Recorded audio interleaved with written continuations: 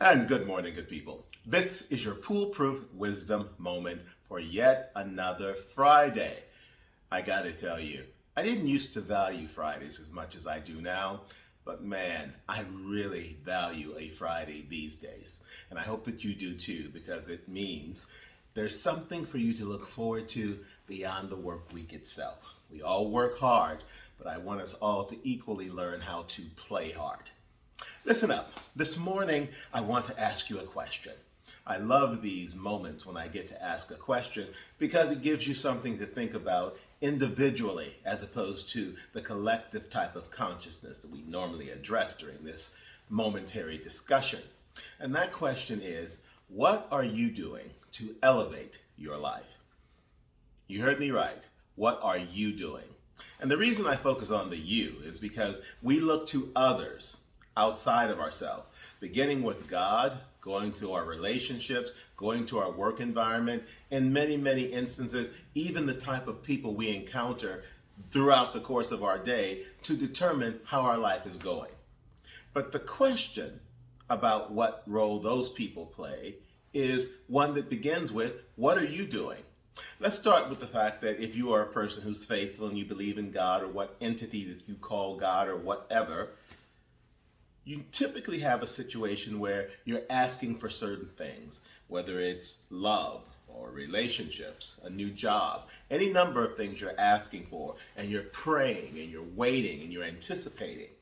But the question is, again, what are you doing about it? Let's talk about those relationships. You're saving yourself for the right person. You, of course, are looking for someone who fits a series of categories and details that you consider important in terms of what you need in a mate. But again, the question is, what are you doing to be sure that you are someone who another person wants to be in a relationship with? With your work, if you're unhappy with it, or you are in a situation where you simply want something different to do, are you waiting for someone to miraculously make a job that is perfect in every way you've defined to simply fall into your lap? Or are you out there beating the bushes, doing the networking, making the effort to try to secure what it is that you want? You see where I'm going with all of this? We often wait for things to come to us as opposed to understanding that the work that we put in to help them manifest is important. Now, I believe in all of these circumstances that people, certainly God, certainly the overall sense of there is a new thing for you to do being possible lies within each of us to identify.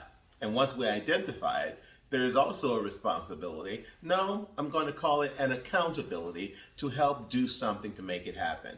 We cannot be passive people when it comes to the lives that we want to live. We have to be active people. When there are things we want, we have to go and do them. Dr. Maya Angelou, the late Dr. Maya Angelou, used to say, as it relates to life and in particular anything that we're pursuing, nothing will work until you do. And that is the truth, good people. So if you're looking at your life and you're not happy with the trajectory of it at this particular moment, if you are looking at specifics within the context of your life, from work to relationships to whatever it is that is giving you something to think about right now, as opposed to looking outwardly and determining what everyone else and what any other circumstance is doing to help move those things forward toward where you want to go, start by doing yourself a very big favor. Do the work of figuring out what you are doing or what you should be doing to help those things manifest in a very tangible and positive way in your life, so that you go from being a person who is waiting for life to give you what you want to being the person who is working to make your life what you need. And that is your Poolproof Wisdom moment for today. It's the weekend. And on the weekend, if you've got some time, listen to my latest podcast on Anchor.fm, on Google, on Apple, on, oh my gosh, I've lost track As I said, I'm really being serious. It continues to be the little podcast that could.